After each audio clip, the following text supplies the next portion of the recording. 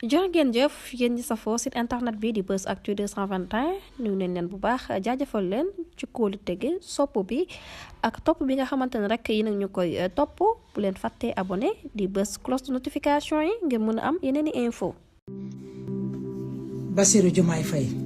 sa garde-robe bu baax na macha allah wane nga ne yow mii vrai africain nga wane nga ne yow mii dangaa gëm sa réew moom nga wane président Bassirou Diomaye Diakhar Faye yaa ngi dellu si waat li nga xamante ne mooy culture Afrique xoolal sa garde-robe bi nu muy rafetee yaa ngi sol ay yére africain yu rafet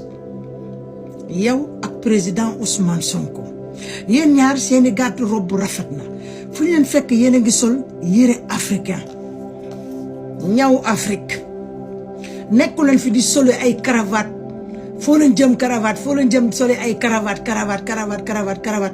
xoolal tey bi ngay dem di xooli fi nga xamante ne mooy chantier yi nga xamante ne dañuy tabax yenn endroit yi ci géej yooyu ñoom seen macha allah xoolal li nga sol nu mu simple te rafet xoolal bi ngay dem Guinée Bissau xoolal li nga sol nu mu rafetee te simple ñun lii lañ soxla ci président ñun askanu Sénégal soxlawuñu dara mooy lii rek lañ soxla muy président bi nga xamante ne daf ñuy dellu siwaat ñu xam ne ñun ay africain lañ duñu ay tubaab ñu yor jikkoy africain bañ a yor jikkoy tubaab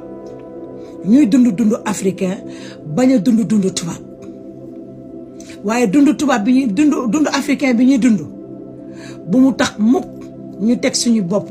ay ñoo xamante ne amuñu dara ci xel wara duñu ay nit wara ay xaj lañ wara ay mbaam lañ déedéet ay nit lañ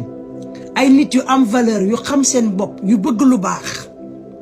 waaye terewul suñu culture dinañ ko gën a appliquer dinañ ko gën a toppatoo moo tax man rëccuwuma man li ma demee jëli sama carte dem di la voter ay kilomètres des kilomètres rëccuwuma ko li may ñaan kay mooy sénégalais yal nañ am patience yal nañ ànd ak dal yal nañu ànd ak dal tey bañ a yàkkamti ba nga xamante ne li nga bëgg a liggéey ci Sénégal di nga ko liggéey